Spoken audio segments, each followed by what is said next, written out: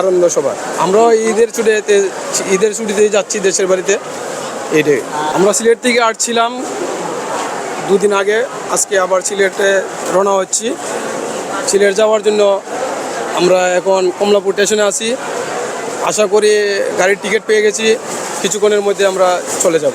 আমাদের অনলাইনে টিকিট কাটা ছিল, আমরা অনলাইনে টিকিট পেয়ে গেছি। আমাদের কোনো বিড়ম্বনা হয়নি, আমরা সুন্দরভাবে আসছি, সুন্দরভাবে চলে যাচ্ছি। ঈদ আনন্দ সবার জন্য আনন্দ সভা।